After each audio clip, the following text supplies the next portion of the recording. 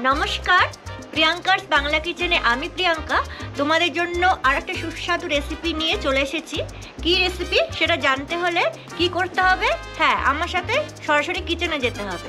তাহলে চলো বেশি বকবক না করে সরাসরি কিচেনে যাওয়া যাক।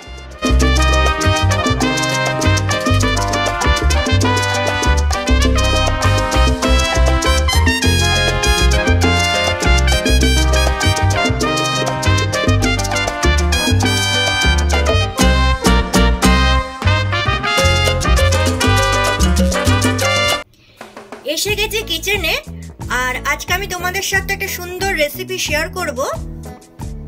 দেখো, এখানে কুমড়ো, মানে কুমড়োর ওপরে যে দানাগুলো থাকে সেই অংশটা, এটা দিয়ে আমি একটা পকোড়া বানাবো।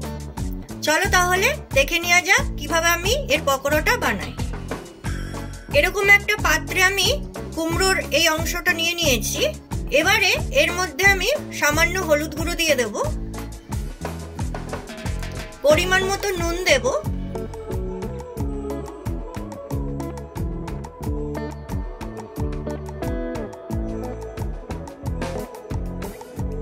চালের গুঁড়ি দেব 1 চামচ, পরিমাণ মতো বেসন দেব,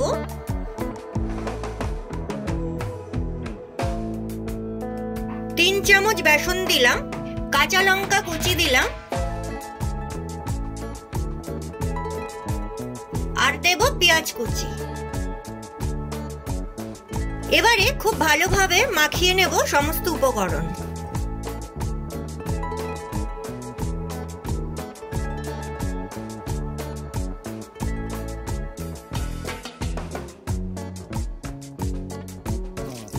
চলো, খুব সুন্দরভাবে মেখে নিয়েছি।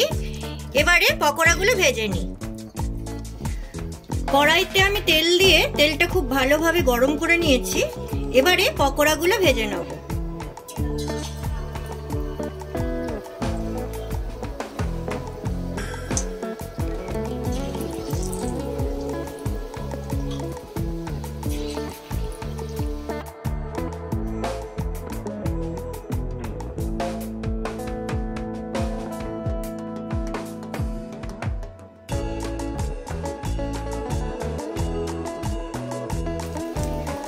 দেখো, এক পিঠটা খুব সুন্দরভাবে ভাজা হয়ে গেছে। এবারে আমি পকোড়াগুলোকে উল্টে দেব।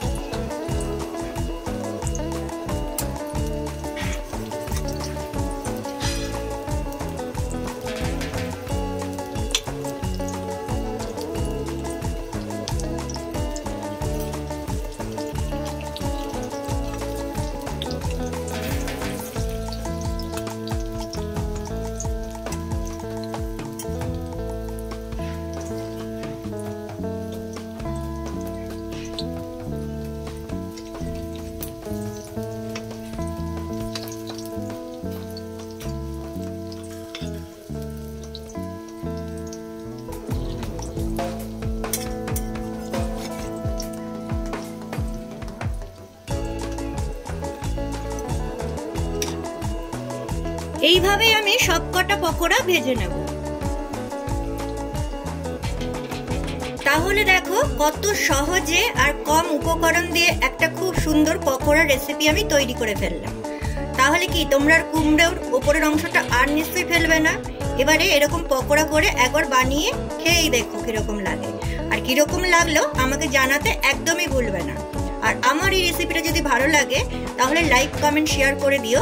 আর যারা এখনো সাবস্ক্রাইব করোনি তারা প্লিজ সাবস্ক্রাইব করে দিও, আর নোটিফিকেশন বেল আইকনটা ক্লিক করে অল করে দিও।